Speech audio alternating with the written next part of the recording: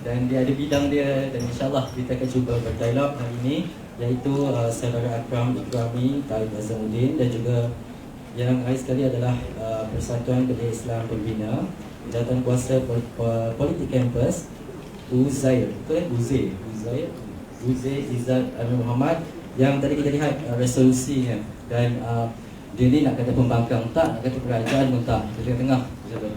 Kita tak tahu dia pergi mana, kasar ke? Kasar kan? Perkasa buat ni semalam, dia buat demo dekat Pulau Pinang. Tak ikut. Okey. Sebenarnya dalam kita melihat sama ada rasional ataupun radikalnya mahasiswa, gerakan mahasiswa, daripada kita merencanakan daripada tahun 1960, 70, 80 dan 90, keadaannya sungguh berbeza. Pada tahun 1969 ke 68 dan 69, ketika PKPIM diterajui oleh Datuk Seri Anwar Ibrahim, ia dilihat sesuatu suara mahasiswa itu didengar, terutamanya kejadian yang berlaku di balik ketika itu. Dan zaman berzaman bertukar, pemerintahan pun bertukar. Bukan pemerintahan itu bertukar, dia sama, 66 tahun masih orang yang sama. Okay. Dan ada sesuatu yang perkara yang ditambah baik dan juga ada yang dikurangkan, dan ada suara mahasiswa yang didengar dan ada yang tidak. Dan ada sebab perkara itu berlaku, dan ada sebab juga kenapa student itu bertindak rasional mengikut landasan yang betul, ataupun dia bertindak secara radikal. Dan oleh itu, disebabkan itu wujud dari persoalan sama ada tindakan dan usaha pertubuhan dan persatuan yang diwakili oleh keempat-empatnya yang di sini. Adakah kita melihat dia mengikut hak dan juga undang-undang dan perlembagaan yang ditetapkan kerajaan, sama ada ataupun ia sesuatu yang menentang ataupun bersifat sangat terbuka dan radikal sehingga menyalahi undang-undang. Ada yang masuk penjara dan ada yang ditahan. Dan itu yang kita nak lihat. Mahasiswa ini sama ada dia dilihat baik ataupun ia dilihat jahat, atau dengan kata yang lebih keras, dilihat jahat. Dan pengukuran student power rasional atau radikal kita akan ketengahkan hari ini selepas kita lihat resolusi tadi. Dan insya-Allah saya akan cuba membawakan satu perbincangan dua hala, dan kita ada 3 pusingan.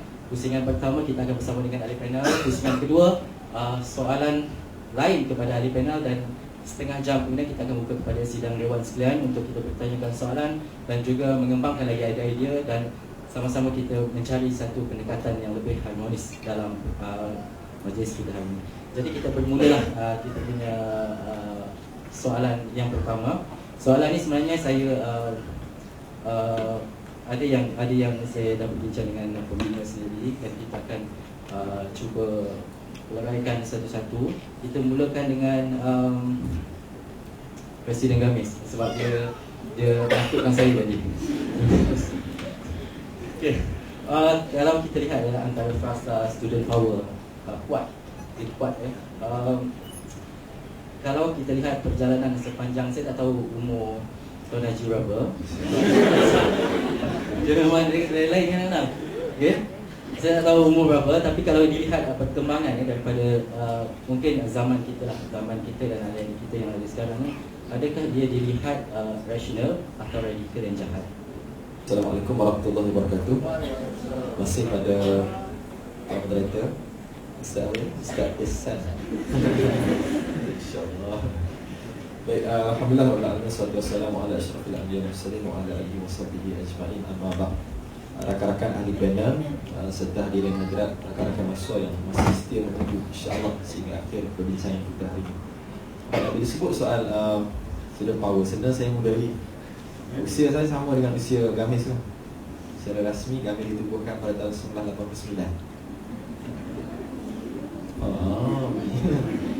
Masih muda lagi insya-Allah. Baik, jadi 89 ni kita kira dah, waktu itu orang kata zaman yang orang gelarkan sebagai kelesuan mahasiswa.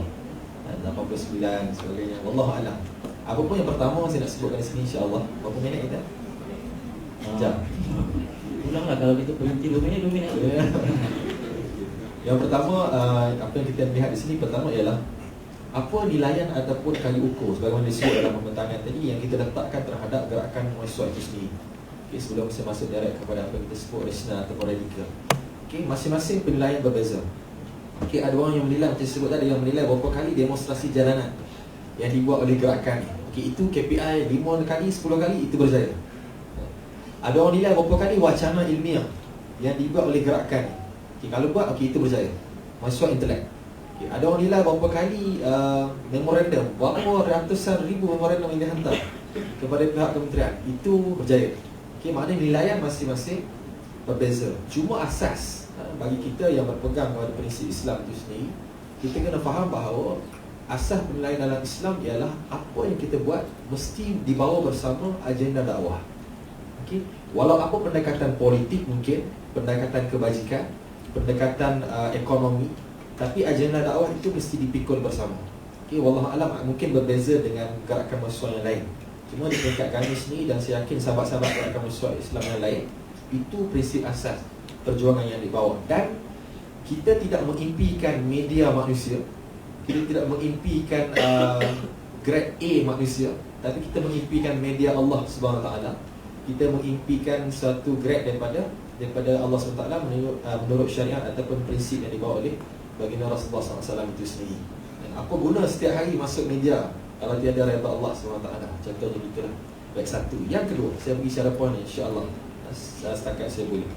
Baik, saya tidak arif untuk sebut berkenaan dengan student power dan gerakan itu sendiri. Sebab saya difahamkan student power ni juga menjadi suatu gerakan, walaupun pada asalnya adalah sekadar satu slogan. Pada asalnya sekadar satu slogan yang dibawa. Tapi saya tak berani sebut secara detail begitulah. Cuma saya nak sentuh di sini adalah bila sebut soal student power, apa yang saya faham ialah suatu slogan ataupun suatu laungan yang dilaungkan untuk membina kesedaran mahasiswa itu sendiri terhadap peranan mereka, peranan dan tanggungjawab mahasiswa itu sendiri yang bukan setakat di dalam bilik kuliah, tapi juga perlu turun ke lapangan masyarakat, perlu turun ke lapangan ummah. Okey, maknanya kat sini kita nak sebut di sini ialah bagaimana mahasiswa yang berada di dalam satu level yang berbeza daripada masyarakat umum. Okey, biasa kalau kita sebut macam ni, orang nampak, oh mahasiswa ni kira hebat lah. Kami independen, no? Kami non-partisan. Jangan ingat non-partisan pun syurga neraka dua ya. Bukan hijau biru Non-partisan macam mana pun dia tetap duduk dalam pahala dan dosa. Okey, jangan non-partisan menyebabkan kita menolak ideologi Islam yang dibawa oleh parti tertentu. Dan juga kita menolak suatu ideologi, Islam bukan ideologi, minta maaf. Kita menolak pembawakan Islam oleh parti tertentu. Dan juga kita menolak ideologi pihak pemerintah contohnya. Sebabkan kita non-partisan, menyebabkan tindakan kita juga tindakan yang seolah-olah tiada dosa pahala. Tak boleh. Bukan Islam pun tertakluk kepada nilaian Allah Subhanahu Wa Taala. Itu yang dipegang pada prinsip oleh kita. Jadi hati-hati dengan perkataan non-partisan. Tengok kami mahasiswa sampai bila mahasiswa mati orang tak tanya student mana. Oh UiTM lepas tak. Oh UiA alhamdulillah silakan. Ada kan. Allah tak sebut macam tu. Maknanya dia ada tertakluk di dalam kawalan ataupun batasan syariat itu sendiri. Baik, kat mana tadi? Dekat Ayush. Dekat partisan tadi kan. Okey, maknanya kat sini ialah mahasiswa berada level tadi. Mahasiswa berada satu level yang berbeza daripada masyarakat umum. Saya nak ringkaskan insya-Allah. Kemudian kita dah jilin tajam. Ustaz ni celaka. Dia tak sebut ayat tu. Yang gurau kan. Mahasiswa ada satu level yang berbeza. Level apa? Level intelektualisme. Okay, ramai yang nak masuk ke universiti tapi tak berpeluang, mungkin pendapatan, mungkin tak ada rezeki, mungkin nak bantu keluarga dulu, perlu bekerja. Tapi ada satu golongan yang masuk ke universiti yang ada satu intelektualisme yang bersistem, satu persatu sehingga mereka grad, pegang ijazah, pegang CD dan sebagainya. Dan ada seperti iktirafan, PhD, Master, IR, Engineer contohnya. Berbagai-bagai bentuk lah, Al-Fadilatul Syekh contohnya. Dan dalam bidang agama contohnya begitu. Mana ada satu level hasil daripada keluaran universiti itu sendiri. Maknanya kat sini soal radikal atau rasional, bila kita sebut soal student power ataupun saya umumkan lagi adalah soal kebangkitan mahasiswa. Kesedaran mahasiswa ialah bergantung kepada bagaimana kita mengaplikasi seboleh mungkin intelektualisme yang diperolehi di dalam universiti untuk diterjemahkan ke lapangan masyarakat mengikut situasi semasa dan keadaan yang tepat. Ini yang penting. Ini yang penting. Kalau ada intelektualisme, saya bagi contoh, apa guna kita belajar sains politik Kalau sepatah haram pun kalau sepatah pun tak berani sebut berkenaan apa itu politik. Kebanyakan kita biasa sebut politik ni parti lah. Tidak. Islam lebih luas. Apa itu konsep politik yang mana merangkumi soal perhubungan di antara manusia. Apabila kita belajar soal ekonomi, kalau kita tak ambil tahu pun apa yang dibentangnya dalam belanjawan 2012 contohnya, apa mahasiswa dapat? Ambil ekonomi, tapi kita tak boleh murah. Kita hanya mengejar kepada fourth man. Oh, aku grad ijazah, alhamdulillah. Profile picture Facebook. Grad ijazah, topi besar lah. Besar tu, jalan berat je. Besar tak besar topi grad. Tapi tak berani dan tak boleh nak hurai apa ekonomi yang berlaku dalam negara pada hari ini. Maka ini juga radikal sebenarnya. Radikal kepada diri sendiri dan radikal kepada masyarakat, menyebabkan masyarakat buta terhadap perkembangan ekonomi semasa yang sepatutnya diterjemah dan disampaikan oleh mahasiswa yang mendapat pendidikan dalam universiti. Ini mana saya nak sentuh secara umum dalam mukadimah saya kira gitu lah. Jadi itu saja daripada saya. Dan yang akhirnya ialah ayat akhir ialah radikal atau rasional bergantung pada penilaian masing-masing. Dan sejauh mana kita meletakkan prinsip asas untuk menjadi kali ukur terhadap tindakan kita. Dan kadang-kadang ia menjadi radikal bila mana tidak meletak sesuatu pada tempatnya. Dan kadang-kadang letak pada tempatnya makin jadilah benda itu rasional. Wallahualam. Kejap, Tuan Mursyidul. Kalau dilihat ya Gamis, seperti yang disebut dalam politik, Gamis ada kecenderungan dengan mana-mana ahli politik ataupun parti-parti di Malaysia. Baik. Al-Islam ya'lu wa la yu'la alaihi. Okey. Inna dina indallahi al-Islam. Biasa Gamis disamakan dengan PAS. Saya sebut direct. Oh, Gamis sebab apa? Sebab berkopiah. Untuk guru berkopiah. Gamis berserban, untuk guru berserban. Dan itu kita letak tepi satu perkara. Apa yang saya letak ialah, kalau prinsip itu, prinsip Gamis ialah prinsip kebenaran dan berpaksikan, saya kira tak berani sebutlah, sebab kami pun taklah bukanlah seorang ulama, tapi prinsip kita ialah soal prinsip Islam itu sendiri. Maka kalau sama dengan mana-mana pihak, itu kadang-kadang nampak sama. Okay? Apapun pendekatan Gamis ialah pendekatan dakwah melalui membawa agenda dakwah melalui pendekatan siasah ataupun politik. Sebab kita banyak turun ke lapangan masyarakat, khususnya melibat soal pemerintahan ataupun soal parti-parti yang terlibat gitulah. Cuma kecenderungan kita ialah kepada kebenaran Islam dan masalah ummah itu sendiri.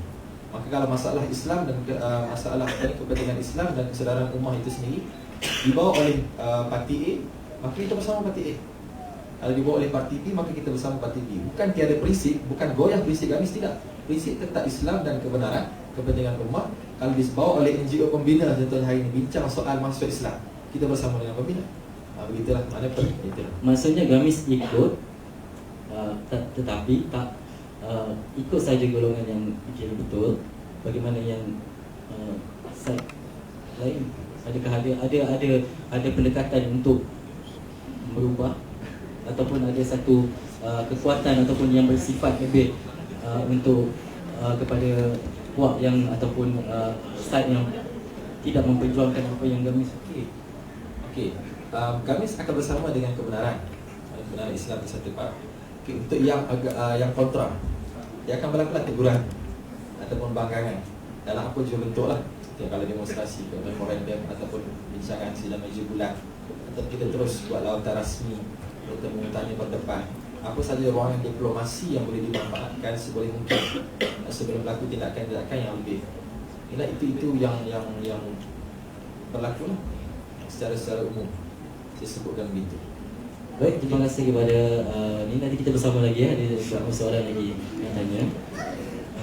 Dan seterusnya, saya nak lagi lah sebab saya tak pernah buat moderator dengan students. Sebelum ni saya buat input media konvensional, media cetak, media elektronik. So bila dengan student ni saya takut sikit. Saya sekarang baru 20, 7 tahun dulu 27. Okey, seterusnya kalau kita lihat ya PKPIM. Ini susah sikit saya nak sebut. PKPIM. Okey, dia kalau kita lihat dah 51 pertukaran kepimpinan daripada tahun 60-an, tak silap saya. Dan sekarang ada 51 pemimpin yang merajui PKPIM. Dan melihat kepada student power, adakah tindakan yang dilakukan PKPIM untuk mengembalikan zaman kegemilangan 60-an, 70-an, 80-an untuk di era kalau kita sebut era Datuk Seri Najib Razak. Memang terima kasih saudara Ihsan. Muka saudara Ihsan ni macam mantan Presiden KPM Faisal Abdul Aziz. Ada wawasan? Ada sikit. Kalah dulu. Kalah dulu. Oh kalah. Kalah tanding. Oh ya. Dia kan tak ada tanding. Dah Mana suruh. susah nak tipu. Itulah. Dan saya tak tahulah kalau Faisal Abdul Aziz yang akan bertanding tu. Itu bukanlah. Dan yang pasti bukan saya juga yang akan bertanding. Saya akan datang. Yang dia kata kawan KPM dia tu. Dikatakan bagaimana hendak mengembalikan student power. Pertama dia tanya apakah yang kita pandang melihat student power itu bagaimana. Seperti yang dikatakan tadi, yang disebut oleh Akram tadi, student power di sekarang ini dikenali sebagai satu coalition ataupun satu gerakan sebenarnya. Kalau mungkin dulu belum mula dengan slogan student power sebagainya, dan dia menjadi satu gerakan. Dan mungkin kalau kita sebut, biasa saya tengok dalam Facebook, kenapa pembina tak jemput dia ni? Kan? Kenapa pembina tak jemput dia ni? Patutnya kalau cakap pasal student power ni, kena jemput dia ni, kan? Tapi mungkin itu satu sudut. Tapi kalau ditanya bagaimana, apa yang kita pandang, bagaimana kita melihat student power itu, pertamanya student power yang kita lihat sebenarnya dari segi watak dan jati diri mahasiswa sendiri. Bagaimana watak dan jati diri itu boleh menerjemahkan power, kan? Dan bagaimana watak dan jati diri mahasiswa menerjemahkan apa-apa jenis aktivisme yang ada. Saya seperti dalam ayat Quran di surah Luqman, ya bunayya aqimus shalah wa'mur bil ma'ruf wa annahu 'anil munkar wasbir 'ala ma asabak inna zalika min azmil umur. Hai anakku, dirikan solat dan suruhlah manusia mengerjakan yang baik dan cegahlah mereka dari perbuatan yang mungkar, dan bersabarlah terhadap apa yang menimpa kamu. Sesungguhnya yang demikian itu termasuk hal-hal yang diwajibkan oleh Allah Subhanahu Wa Taala. Maksudnya saya ingat bila kita watak, key phrase ataupun frasa kunci yang kita nak menggambarkan student power itu, kalau mungkin kita lihat dalam konteks mahasiswa Islam, student power yang mahasiswa yang mencintai kemakrufan dan membenci kemungkaran. Itu mungkin watak ataupun jati diri yang ada. Bagaimana dia menerjemahkan itu dari segi powernya, mungkin pelbagai cara kan, mengikut kaedah masing-masing. Dan bagaimana nak mengembalikan, saya ingat kita tidak dapat lari daripada membina watak itulah. Itu yang kita cuba cara nak mengembalikan watak. Seperti yang saya katakan tadi dalam pembentahan kertas kerja, kalau bagaimana nak mengembalikan kegemilangan mahasiswa era 70-an, student power era 60-an 70-an, jangan kita lihat apa yang mereka buat demonstrasi itu. Tengok apa yang mereka buat sampai mereka boleh berani turun ke demonstrasi. Apa yang boleh mendesak mereka, desakan dalam diri mereka yang boleh membuatkan mereka turun di jalanan, boleh membuatkan mereka membuat pengajian. Kalau dulu mungkin Saudara Anwar Ibrahim bersama rakan-rakan menubuhkan yayasan anda untuk membantu pelajar-pelajar yang tak mampu pergi sekolah. Mereka didik, mereka bantu. Itu yang mereka tubuhkan. Mereka pergi ke mana? Pergi ke Perak, pergi ke Baling, kadang Sabah Sarawak pun sampai. Apa yang mendesak? Mungkin tak ada duit pada itu, tapi apa desakan yang membuatkan mereka membina watak dan jati diri begitu, yang menyebabkan mereka ada student power. Dan pada ketika itu, apa yang situasi yang berlaku balik, itu yang berlaku oleh pemerintah, pada masa itu. Jadi itu yang mereka hadapi. Jadi nak tak nak, dia kena juga. Kalau tak ada, kalau tak ada orang yang nak berpartisipasi, mungkin itu sekadar gejala ataupun natijah. Tetapi kalau tak ada orang langsung, semua nak usrah belaka, kan? Tak ada orang langsung nak turun. Maksudnya pemerintah yang zalim akan bermaharaja rela. Bukan kita kata nak melawan pemerintah, tapi itu mungkin natijah. Tapi pembinaan watak. Jadi mungkin saya ingat dalam PKPM, kalau Akram kata PKPM ni kaki buku, kan? Taklah sangat, kan? Bukanlah tak sangat. Dulu memang kita akui. Tapi bukan nak membuka pakong di dada, tetapi untuk kita sama-sama kongsi bersama rakan-rakan. Untuk kami juga, kalau Akram kata kami kaki buku, kami nak ajak kawan-kawan sekalian, teman-teman sekalian, sama-sama kita jadi kaki buku. Kalau rasa malas, cuba. Sebab saya kata tadi, one hand one book, kan? Satu tangan satu buku, bawa. Baca tak baca, belakang cerita, kan? Maksudnya daripada itu, dalam kita nak menilai dan bukan sekadar itu. Penilaian itu bukan sekadar dalam buku, mungkin dalam melihat situasi sebagainya, terpandukan hujah-hujah intelektual dan ilmiah, supaya mana watak dan jati diri itu tidak terbantul. Persoalannya orang-orang yang turun demonstrasi atau orang ini atau orang yang turun pergi ke sekolah pun ada sudah cukup watak mereka untuk turun ke sekolah sebagainya. Kalau kita kata bukan demonstrasi lah, demonstrasi salah satu ciri aktivisme yang lain mungkin turun kampung. Hari ini mungkin kita tengok banyak program bakti siswa, tapi program bakti siswa yang turun kampung tu sejauh mana sebenarnya betul-betul keinginan ataupun idealisme kita nak turun kampung sebenarnya? Adakah sekadar atau betul-betul sama macam 60-an 70-an dulu? Bagaimana? Jadi saya ingat kita kena membentuk kelompok-kelompok yang betul-betul sedar. Kalau tak ramai pun kita cuba bina komuniti-komuniti yang diskusi-diskusi ini, usrah yang betul-betul bukan usrah sekadar ukhuwah-ukhuwahan semata-mata, tapi ukhuwah yang boleh mengembalikan student power agar yang turun nanti, maksudnya yang turun ke kampung sebagainya, hatta kalau perlu demonstrasi satu hari nanti pun saya ingat turunlah kan. Tapi kalau mana keadaan mendesak sebagainya, tapi maksudnya yang kita kongsi itu watak dan jati diri itu, pembinaan watak dan jati diri student power. Okey. Saya sebenarnya ada nak tanya soalan, tapi memandangkan sesi pertama ni adalah sesi vokal, so kita pergi sesi kedua lah untuk soalan. Jadi kita terus kepada GPMS, kita lihat kepada sama juga antara soalan yang ingin saya tanyakan daripada kacamata GPMS yang antara persatuan dan pertubuhan yang agak lama, lebih kurang setengah abad. Dan apakah yang dapat dilihat GPMS perbezaan mahasiswa dulu dan sekarang yang GPMS dapat kaji dan juga nilai? Terima kasih saudara saya. Saya sebenarnya takut duduk dengan bernama ni sebab GPMS ni memang sinonim dengan kursi panas bernama. Dan saya wakil GPMS ni pun dah merasakan kepanasan kursi ni duduk dengan wakil pada bernama. Terima kasih. Pada kacamata GPMS, pada saya mewakili GPMS, kita melihat kepada perjuangan mahasiswa terbagi kepada beberapa fasa yang terdahulu. Kita lihat zaman mahasiswa sebelum kemerdekaan, pra kemerdekaan, mahasiswa dalam proses perjuangan mahasiswa dalam proses untuk menubuhkan sebuah negara bangsa. Dan selepas zaman kemerdekaan, zaman pasca kemerdekaan, kita melihat perjuangan mahasiswa lebih kepada untuk membentuk sendiri negara bangsa, daripada menuntut kepada membentuk. Dan fasa yang seterusnya apabila telah diadakan negara bangsa, itu adalah fasa untuk kita mengisi, fasa untuk mahasiswa terlibat dalam mengisi pembentukan negara bangsa itu. Dan jika kita ingin melihat perbandingan mahasiswa dahulu dengan kini, apa yang diperjuangkan adalah oleh mahasiswa yang terdahulu jelas. Mereka memperjuangkan sesuatu yang melibatkan masa depan mereka. Sebagai contoh, GPMS sendiri, pertubuhan ditubuhkan pada tahun 1948, memperjuangkan kenapa kurangnya peluang pendidikan untuk anak-anak Melayu Islam yang ada di tanah Melayu pada ketika itu.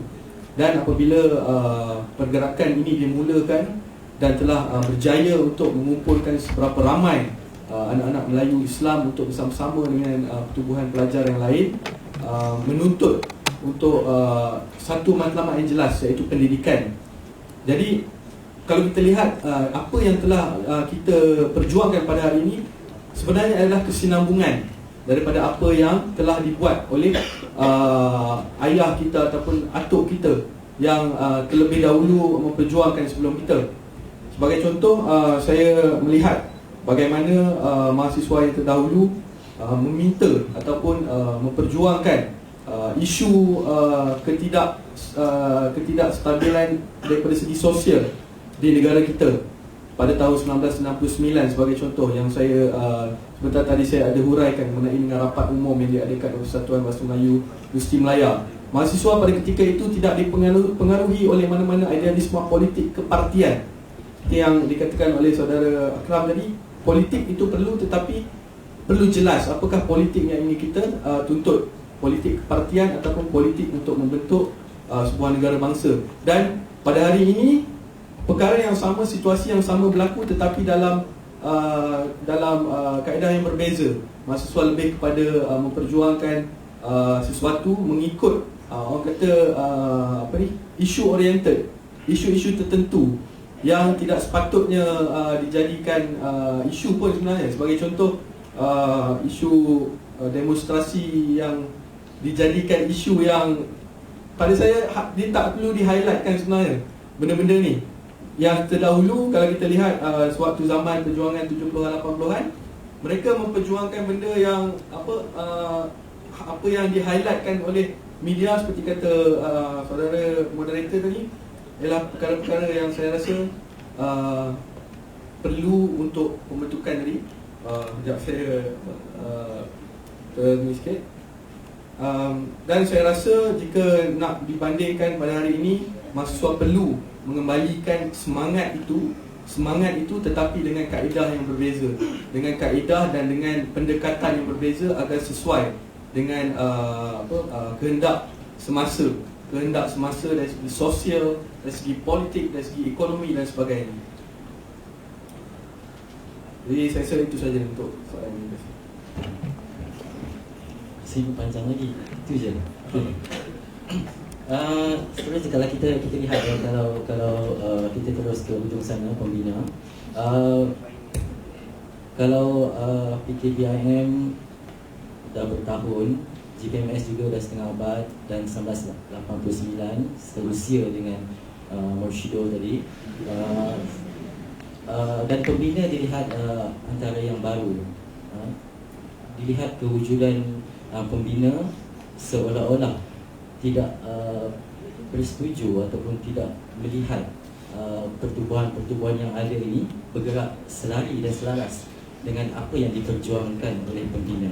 Itu benar? Bismillahirrahmanirrahim. Assalamualaikum warahmatullahi ta'ala wabarakatuh. Tadi sejuk sekarang panas Pak. Memang kursi panas betul lah. InsyaAllah bagi menjawab persoalan ini, pertama sekali kita faham tidak bermakna apabila kita menubuhkan satu persatuan yang baru, maka kita tak setuju dengan persatuan yang lama. Tidak semestinya. Dan semestinya perbezaan itu perlu diraikan.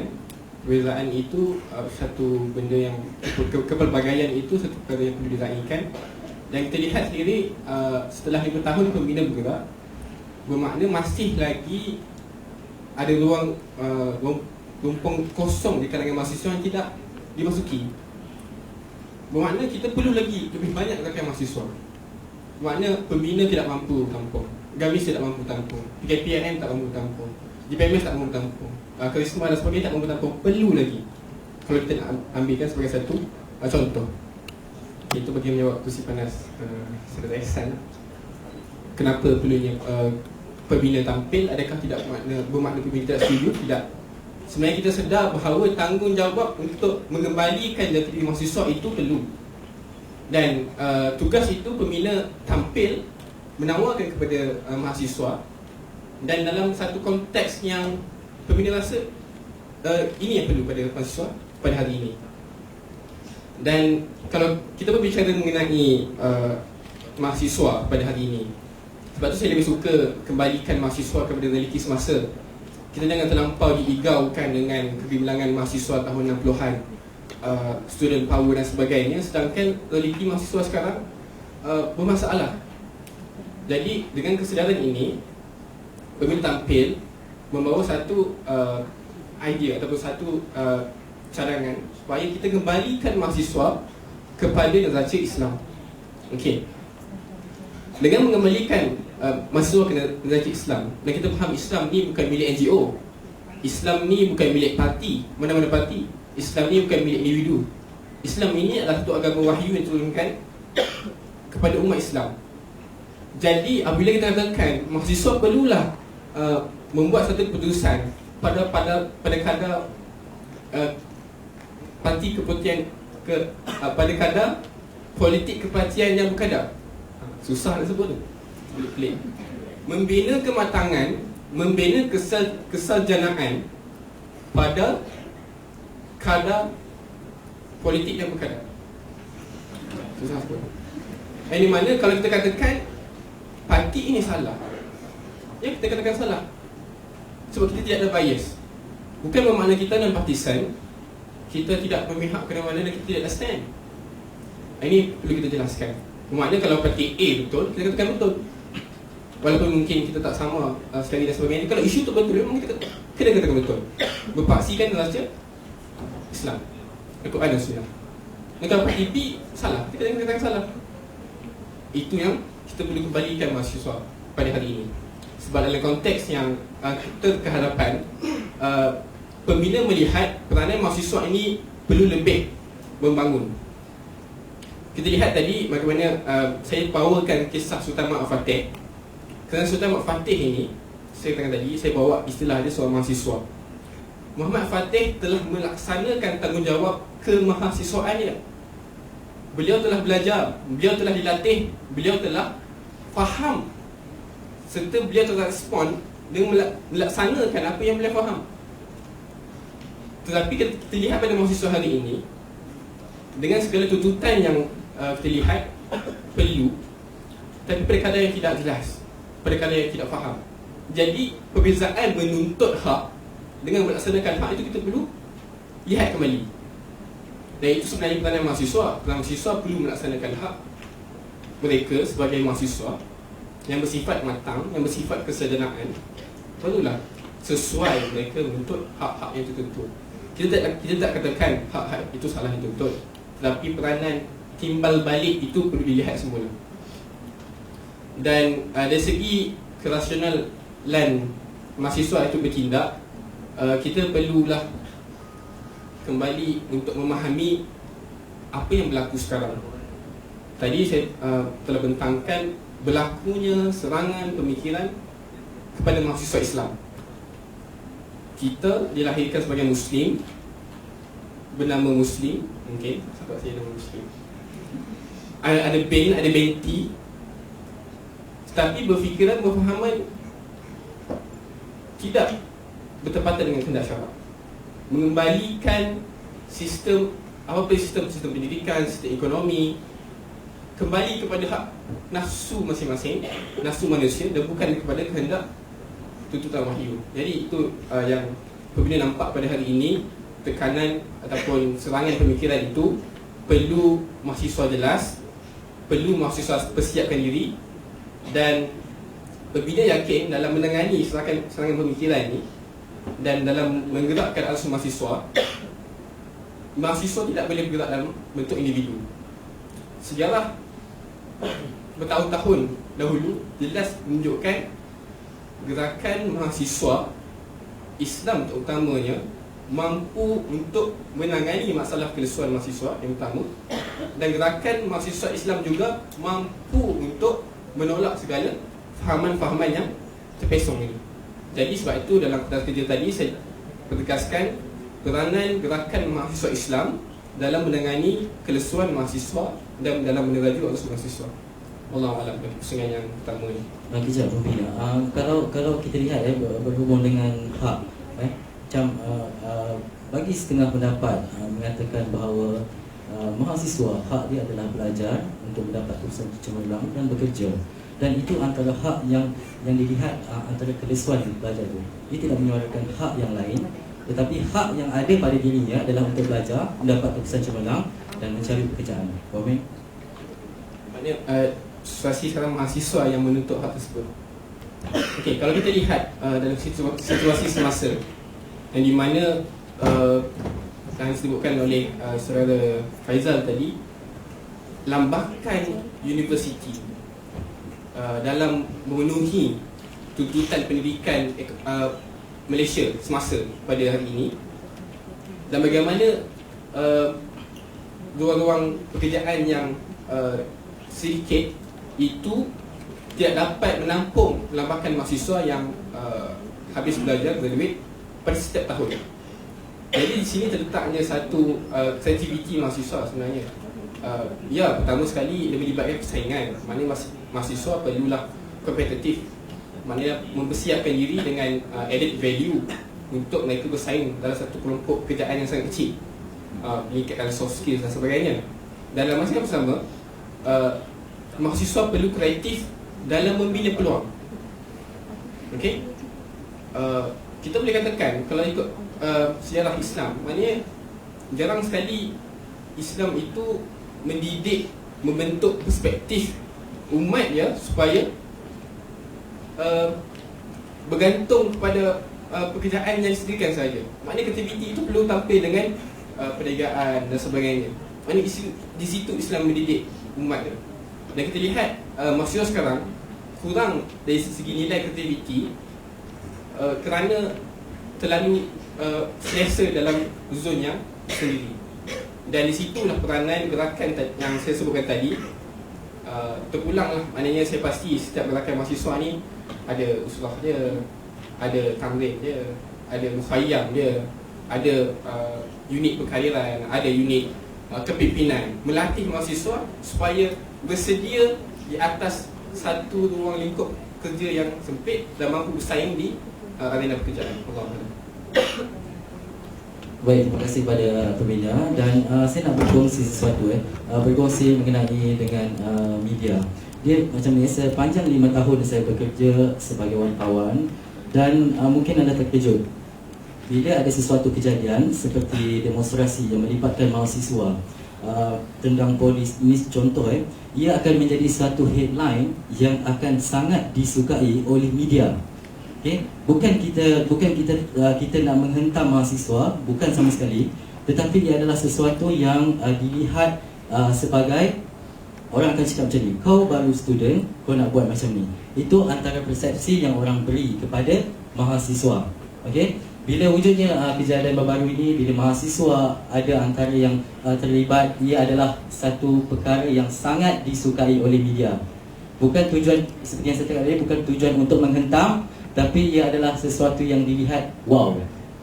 Macam tu Jadi kita sebagai media tak bias dengan mahasiswa. Kita juga melihat, tapi sekiranya ia dilihat melanggar sesuatu ataupun bertindak di luar kawalan yang menyebabkan sesuatu berita itu dilihat bias di paper ataupun di media elektronik. Okey, kita tak menghentam, dan itu antara peranan yang sebenarnya mahasiswa dan juga persatuan dan juga pertubuhan mainkan, bagaimana untuk mengelakkan golongan-golongan ini dari mencetuskan sebarang provokasi yang boleh merosakkan nama persatuan sendiri. Itu yang antara perkara yang saya nak tanyakan kepada PKPIM. Yang PKPIM, kalau saya tanya 10 orang koresponden mengatakan bahawa PKPIM ini adalah pembangkang. Benar begitu? Siapa yang tanya? Siapa yang tengok? Siapa yang ditanya kan? Maksudnya tu, pertama kena tengok siapa yang ditanya. Yang kedua, oh 10 orang. Dan apa nama tadi? Satu bos 10 orang. Dan itu vote spot je, voice of people je kan. Belum tanya pada orang yang KPM sendiri. Yang dia jawab kan? Tak sedih betul. Bila dia kata radikal, soalan dia radikal ke pembangkang? Kena jelas sikit soalan. Soalan saya tak jelaskan ataupun dia tak menjelaskan awak? Saja dia maksudnya. Okay. Maksudnya radikal ke? Okey tak, dia begini. Kalau PKPIM ia dilihat antara pertubuhan dan juga persatuan mahasiswa yang dilihat cenderung kepada pembangkang. Okey. Dan sekaligus bila ia cenderung kepada pembangkang, ia dilihat secara radikal. Terima kasih. Itu saja je. Maksudnya saya ingat inilah public opinion, pendapat umum ataupun pandangan umum kan. Public opinion ataupun pandangan umum masyarakat yang tidak boleh menyalahkan mereka. Kerana itu yang mereka lihat. Kalau mereka lihat begitu mungkin betul. Tapi mungkin juga tak betul. Kan? Kalau bagaimana tengok cara dia melihat dan sisi apa yang dia lihat. Betul saya cakap tadi. Mereka melihat mungkin saya tengok soalan yang saya dapat ni PKPM merapat dengan Anwar Ibrahim macam tu. Mungkin mereka melihat PKPM sering berhubungan dengan Anwar Ibrahim, saudara Anwar Ibrahim, kan? Dia tak tengok pula kita berhubungan dengan Majlis Belia Malaysia, kerajaan punya ni kan. So maksudnya bagaimana? Tapi mungkin apa yang dia lihat begitu lah kan. Pertamanya kalau mereka melihat kepada pembangkang dan melihat kepada ambil contoh dekat lagi, melihat dekat kepada Anwar Ibrahim, mungkin PKPM berdekat dengan Anwar Ibrahim atas kapasiti sebagai mantan presiden kan, mantan presiden KPM. Dan juga ada juga mungkin boleh juga kadang-kadang kena lihat apa pendapat PKPM secara kolektif ataupun pendapat individu dalam PKPM. Mungkin pendapat individu dalam PKPM ada yang lebih cenderung berpemangkam, kita tak boleh nak nafikan kan, dan masing-masing punya. Tapi mungkin pendapat kolektif PKPM kita berpendirian untuk cuba dan untuk engage dengan semua dan berhubung dengan semua. Mungkin tidak dinafikan, kadang kita tak boleh nafikan kalau kita nampak lebih kepada ini dan ini. Cumanya prinsip yang kita pegang itu seperti yang kata, kalau bolehlah kata ini jawapan ofensif defensif kan, tapi maksudnya kita cuba untuk memihak pada yang kebenaran keadilan. Kalau kita lihat mungkin yang pembangkang lebih sebagai contoh, lebihlah mungkin, dan mungkin dengan kerajaan lebihlah mungkin. Sangat jawab tak saya tahu. InsyaAllah. Jadi kalau kita lihat PKPIM, perkara-perkara yang begini, yang PKPIM antara satu pertubuhan yang sangat dipandang, yang sangat mendapat perhatian umum, terutamanya ada sekelompok ataupun sebilangan daripada pertubuhan yang menyertai, contohnya satu perhimpunan di UPSI baru-baru ini dan juga perhimpunan Ji Bersih, ada juga didakwa yang melibatkan PKPIM. Adakah dengan menyertai demonstrasi jalanan ini, ia dapat mengembalikan kelesuan mahasiswa itu dari pandangan PKPIM? Jawab macam tu, adakah ia dapat mengembalikan? Adakah itu ke jalanan? Adakah merupakan kita mengembalikan kegemilangan 50-an, 60-an, 70-an? Begitu soalannya. Jawapan dia, ni closing question ke? Kan soal tricky kan. Ini nak bagi tu nak dapat kesimpulan ni. Bangkang ni. Dia nak juga tu. Kalau dia nak dapatkan ni bangkang. Dia bagi soalan tu. Saya pun ambil pertama. Seperti yang saya katakan tadi, ini mungkin kita tidak boleh katakan bila mana seperti Pak kata Akram, mungkin masing-masing punya penilaian. Kita tidak boleh katakan bila mana kita turun ke jalanan itu adalah memang kita dah perjuangan. Itulah perjuangan kita kan. Bila mana kita turun kita kata inilah perjuangan sebagainya. Ini mungkin salah satu. Tapi kita tidak boleh, sebab tu saya kata tadi, kita guna prinsip Pareto principle.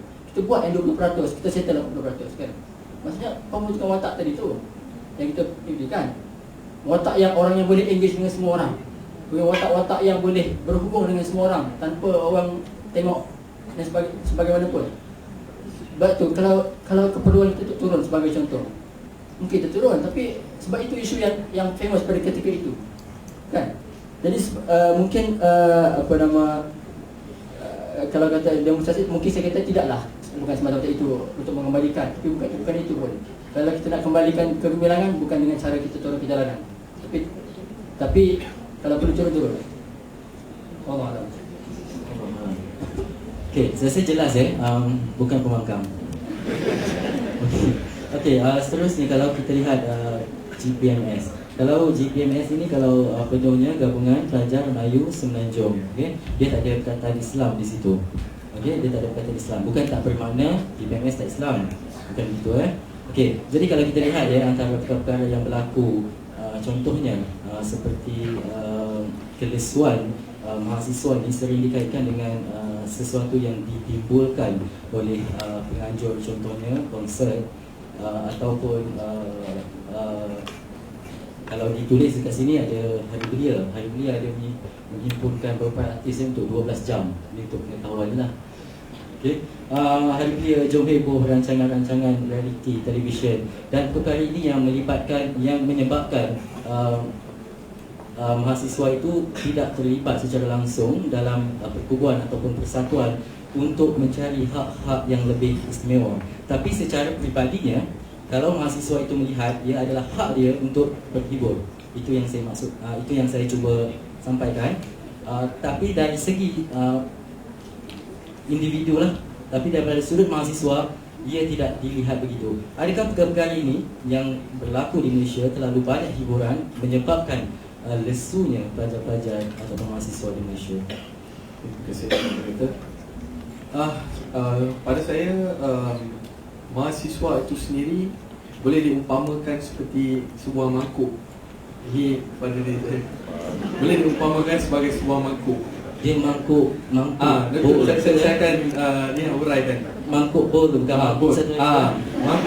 Mangkuk kalau kita isi dengan benda-benda yang baik, kita isi dengan makanan yang sihat, dia akan memberi manfaat kepada kita dan orang lain. Sekiranya mangkuk ini yang kita dapat kosong tu, kita isikan dengan perkara-perkara yang tidak berfaedah, akhirnya dia akan tinggal di satu sudut dan tidak berguna kepada sesiapa. Tetapi sekiranya daripada mula kita tidak isi dengan apa-apa, sampai satu masa ditiup angin, dia berayun, dia jadi mangkuk ayun.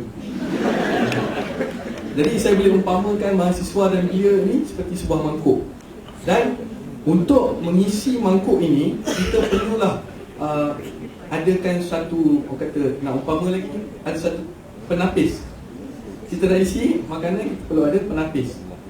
Dan itulah yang dikatakan oleh saudara-saudara saya seperti saudara Akram tadi, iaitu ideologi mahasiswa, pegangan mahasiswa terhadap asas mereka, iaitu kalau mahasiswa Melayu Islam, sudah pastilah kepada pegangan Islam. Dan Islam mempunyai garis panduan mereka, garis panduan yang telah ditetapkan oleh agama, apakah perkara yang boleh dilakukan dan apakah perkara yang tidak boleh dilakukan, dan apa perkara yang boleh dilakukan tetapi berpada-pada seperti hiburan dan sebagainya. Dan kalau nak mengambil situasi itu di Malaysia, kita lihat seperti kata saudara moderator tadi, rancangan reality TV, konsert dan sebagainya. Adakah mahasiswa harus melawan arus dengan tidak menerima perkara-perkara ini? Kita tidak boleh berada di suatu situasi yang mana kita akan seperti batu akan duduk di dalam sungai. Kita perlu mengikut arus, tapi kita sampai ke destinasi kita dengan berjaya. Maksud saya di sini ialah, adakah mahasiswa semata-mata kerana 1.2 mahasiswa yang ada di negara ini menolak budaya-budaya ini, kita mengenepikan hak orang lain untuk berhibur dan sebagainya? Seperti mana yang mahasiswa katakan, sebagai contoh, kalau dibandingkan AUKU, mahasiswa mengatakan bahawa AUKU itu mengekang mahasiswa. Begitu juga dengan masyarakat yang lain, mereka juga mempunyai hak mereka yang tidak boleh sewenang-wenangnya dipersalahkan oleh mahasiswa. Sebagai contoh, kita mengambil situasi yang saya diberi ini ialah lebih kepada hiburan berbentuk televisyen dan sebagainya.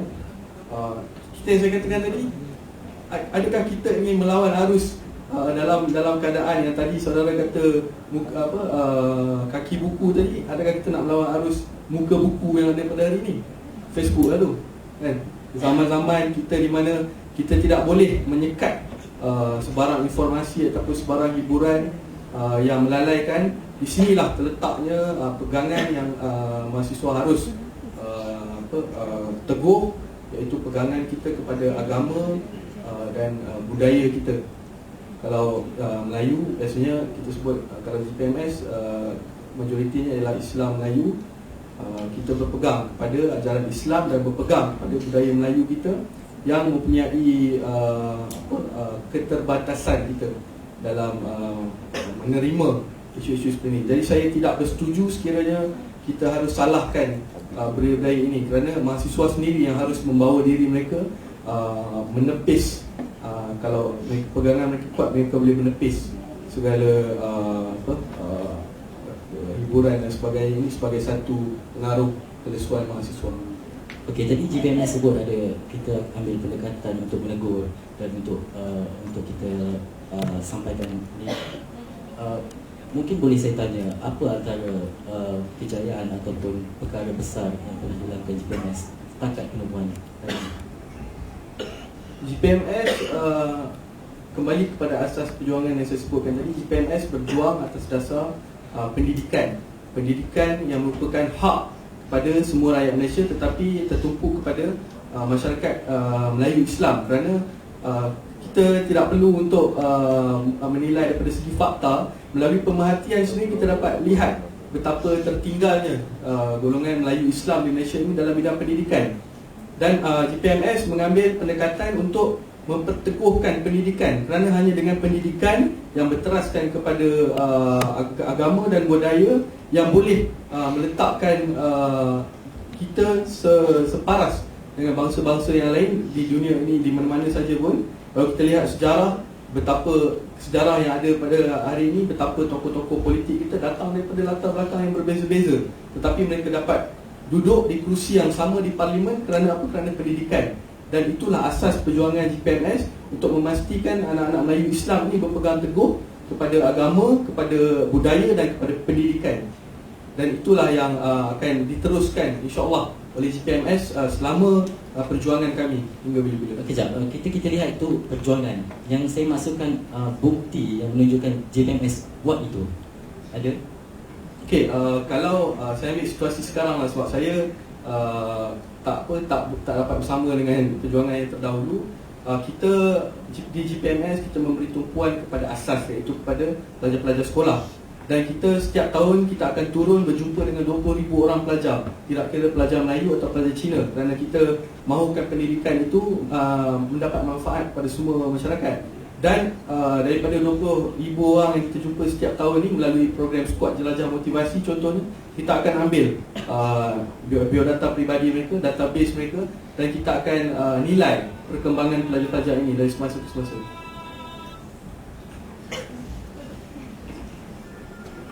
Sekejap, tengok waktu. Okey, terima kasih kepada GPMS. Dan itu yang saya lihat ya, kita pertumbuhan dan juga persatuan kita setengah orang yang baru untuk menyertai dan melihat sesuatu yang nyata. Bukti dia GPMS buat ini, dan itu yang meyakinkan setengah pelajar dan juga setengah mahasiswa untuk dia keluar daripada kepompong kelesuan itu untuk aktif dalam pertumbuhan dan juga persatuan. Dan seterusnya kalau kita boleh terus ke pembina dulu, mungkin kita boleh kemudian jangan tengok jawapan sebab soalan saya tak berpandukan kepada kertas. Okey, kita lihat macam ni. Saya bagi satu contoh lah. Saya bagi satu contoh yang bahawa ada seekor ikan. Seekor ikan di dalam akuarium yang duduk dalam akuarium, tempatnya terhad, diberi makan setiap hari. Tempatnya terhad, diberi makan setiap hari, makanannya terjamin. Ataupun seekor ikan lagi yang berada di luar di lautan yang sangat luas. Makanan tak terjamin, risikonya besar dan juga terdedah kepada bahaya. Jadi antara ikan A dan ikan B yang ada di akuarium dan juga di laut, adakah mahasiswa perlu bebas seperti yang di laut ataupun yang berada di akuarium?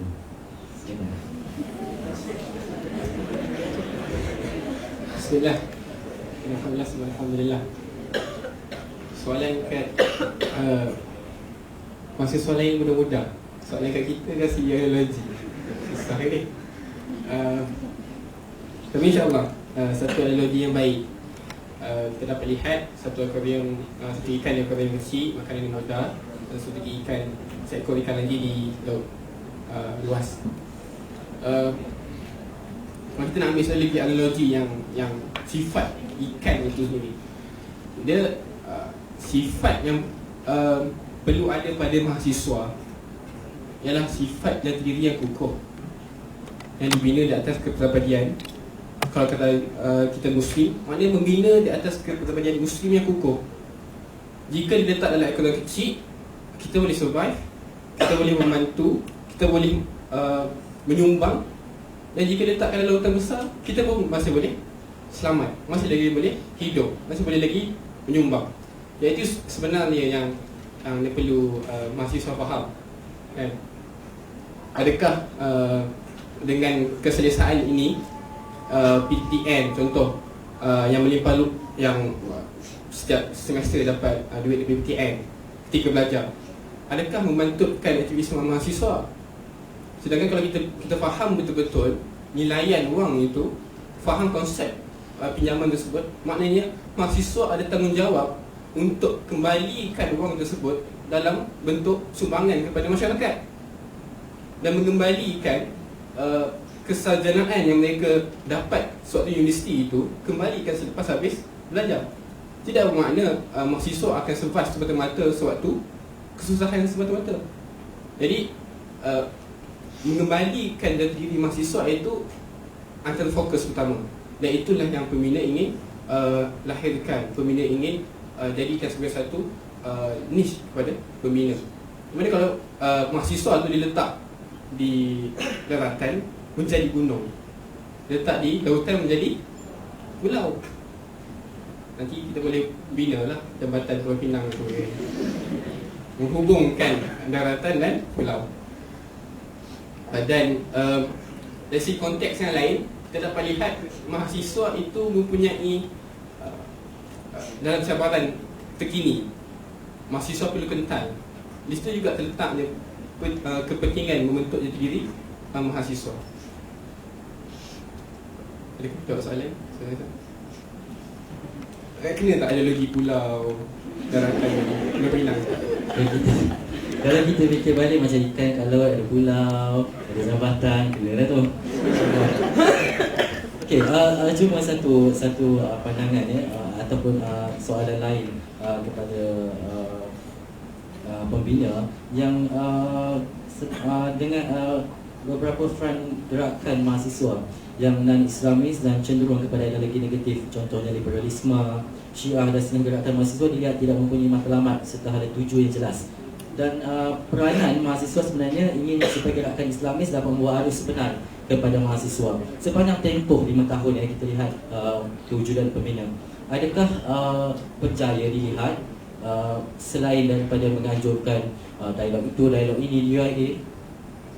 Okey, seperti yang saya sebutkan di awal perbincangan tadi, mana pembina ni umur 5 tahun. Kalau budak tu jalan pun jatuh, cakap pun tak betul. Banyak silapnya berbanding dengan usia-usia abang-abang kami di PMS, di GPM, di GAMIS dan sebagainya. Jadi dan kalau kita lihat kembali sejarah pembina dalam tempoh 5 tahun ini, pada tahun ini sebab pembina didaftarkan di atas nama belia. Okey, dan pada tahun inilah pembina membuka satu ruang yang luas kepada mahasiswa dan mengangkat betul-betul bahawa pembina ini hak milik mahasiswa. Dan ini adalah tahun percubaan. Okey. Dan tapi nak katakan keyakinan supaya gerakan Islamis dapat memimpin mahasiswa, itu perlu ada pada setiap individu mahasiswa dan setiap individu Muslim. Kerana sifat Islam itu yang mendidik kita supaya berada sentiasa di atas. Dan di atas prinsip-prinsip yang dia telah dibentangkan sebelah tadi, maknanya kita yakin dengan keunikan sistem Islam, dengan keindahan cara hidup Islam. Maknanya Islam itu dapat menawarkan lebih baik daripada faham liberal, lebih baik daripada faham sosialis dan sebagainya. Dan itu yang kembali kepada pembentukan jati diri mahasiswa tadi. Maknanya mahasiswa ni yakin ke tak Islam ni dapat memimpin? Mahasiswa ni yakin ke tak Islam itulah yang terbaik? Adakah kita menunturkan pendirian kita semata-mata sebab kita ni kecil? Tidak. Adakah kita menunturkan pandangan Islam kita disebabkan kita ni bersama dengan front mahasiswa yang tidak menjadikan Islam itu sebagai prinsip? Tidak. Jadi ketegasan kita, gerakan Islam, mahasiswa Islam dalam membawa agenda Islam perlu dinyatakan setinggi-tingginya dan sejelas-jelasnya. Bukan sekadar dalam bentuk percakapan dan sebagainya, tapi dalam bentuk amali, supaya keyakinan untuk front lain itu duduk di bawah gerakan mahasiswa Islam ini, dipimpin oleh gerakan mahasiswa ini, menjadi satu kenyataan. Dan sebenarnya telah pun dibuktikan oleh sejarah pada tahun 80-an bagaimana hasil tarbiyah, hasil usul-usul yang disebutkan tadi. Maknanya PKPIM berjaya memimpin gerakan mahasiswa yang lain. Yang itu kita nak kembalikan zaman tersebut daripada gerakan sosialis yang memimpin mahasiswa, kembali kepada Islam. Dan kekuatan itu perlu dibina. Dan kalau tugas ini kita tak galas, siapa yang kita nak harapkan? Dan kita nak harapkan gerakan-gerakan lain bermacam-macam yang sebenarnya sangat dahsyat dari segi tindakan dan sebagainya.